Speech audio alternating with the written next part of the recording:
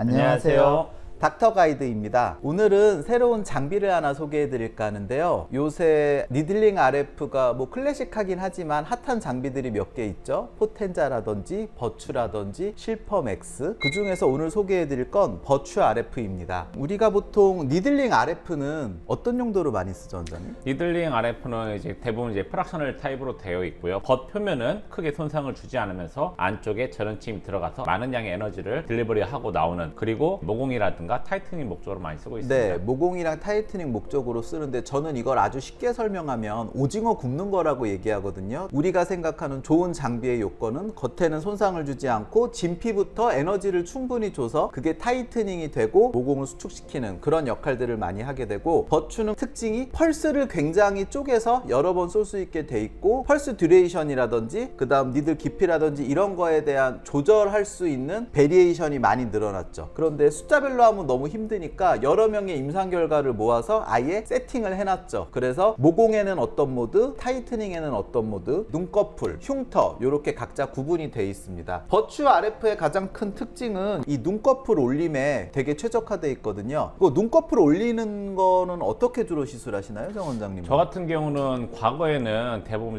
프락셔널 타입 중에서 어블레이티브한 거를 많이 썼거든요. 피부를 상태를 좀 날려가지고 힐링되는 과정에서 네. 타이트닝을 시켰는데, 문제는 pH가 심하고 다운타임이 좀 심하다는 단점이 네. 있었죠. 그래서 니들링 RF가 눈꺼풀을 올리려고 하면 눈꺼풀이 너무 얇으니까 에너지를 세게 주는 것도 약간 문제가 있었는데, 이 버추 같은 경우는 특이하게 일단은 사이즈가 이렇게 눈꺼풀에 맞게 12핀인데 이렇게 납작하게 나와 있어요. 그래서 이렇게 환자들 눈꺼풀에 이렇게 딱 들어가게끔, 그리고 냉각판, 이게 제일 중요한 네, 것 중 쿨링 하나죠. 플레이트가 되어 있어서 겉표면을 충분히 쿨링 시켜줘요. 그리고 펄스는 짧고 높게 여러 면으로 때려서 충분히 눈꺼풀이 수축될 수 있도록 도와줍니다. 개인적인 생각으로는 지금 나와 있는 장비 중에 눈꺼풀을 실제로 올려서 눈을 약간 개안시켜주고 이런 류의 시술에 쓸 수 있는 장비는 저는 버추가 굉장히 메리트가 있지 않나라고 생각을 합니다. 물론 아이 써마지, 아이 울세라 이런 장비들도 있지만 여러 가지 효율 면에서 저는 버추 눈꺼풀 올리는 게 굉장히 특화되어 있다라고 생각을 하고, 요것만 특화되어 있는 게 아니라 이 플레이트판이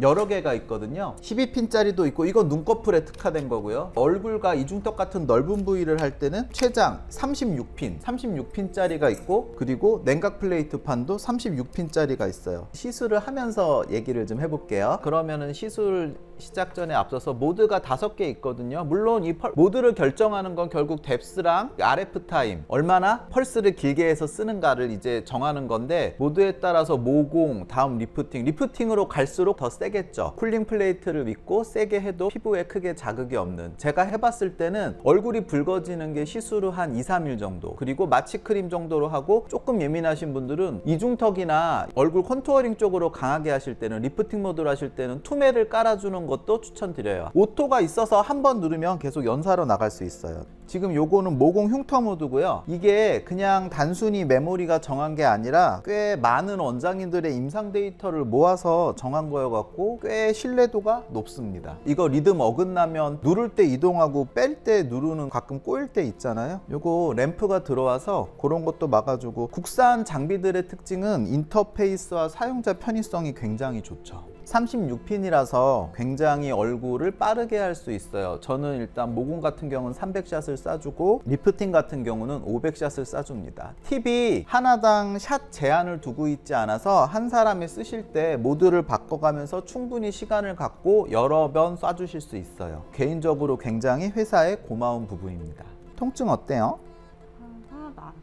네, 마취 크림을 40분 정도 바르긴 하셨지만 쿨링 플레이트가 있어서 통증이 아프고, 이게 되게 서서히 차가워지거든요. 그래서 기계를 좀 미리 켜두시는 게 굉장히 도움이 됩니다. 안 켜두고 하면 한 100샷 정도 쓰면 서서히 차가워지기 시작해서 쿨링이 시작되는 타임이 좀 있어서요. 시술 자체는 크게 특별할 게 없지만 포인트가, 일단 우리가 어떤 레이저든 해보신 분들은 알겠지만 눈꺼풀 쪽에 집중을 하려고 할 때는 팁의 사이즈가 가장 큰 문제였죠. 아무리 좋아 좋아도 잘 안 맞으면 의미가 없어지니까요. 요게 12핀이 눈꺼풀에 여기를 살짝 이렇게 잡고 딱 떨어지게 나와 있죠. 결국은 쿨링 플레이트가 있어서 고주파 나오는 시간을 길게 줘도 표피에 데미지를 안 입히니까 더 길게 쓸 수 있다라는 게 버추 RF의 장점이지 않나 싶습니다. 우리가 어떤 레이저를 쓰고 원리는 다 비슷하니까요. 그런데 어느 정도 에너지가 들어가고 어느 정도 역치가 넘어가야 그 이펙트 효과가 확실히 나타난다고 생각을 하거든요. 그래서 최근에는 장비의 원리도 중요하지만 이 장비를 어떻게 하면 불편함 없이 최대한 많이 넣어줄까에 대한 고민을 많이 하기 시작했는데요. 그래서 눈꺼풀부터 이마까지 한쪽당 한 200샷 정도 쏴주시게 되면 환자가 느꼈을 때 눈이 약간 좀 과장된 표현으로 개안된다라고 하죠. 눈 뜨는데 확실히 부담이 좀 덜하고요. 우리가 보톡스 같은 거 넣고 안 검어서 오는 경우 왕왕 있죠. 그런 경우에도 같이 해주시면 도움이 많이 됩니다. 다른 RF 장비도 이게 된다라고 생각을 해서 제가 해봤는데 조금 약해요. 왜냐면 저는 쿨링 플레이트로 인한 RF 타임이 그 원인이 아닌가 싶습니다. 요 제일 중요한 거 눈꺼풀이 어떻게 생겼어도 여기까지 눈꺼풀에 딱 맞는 팁 사이즈, 이게 제일 유용한 것 같습니다.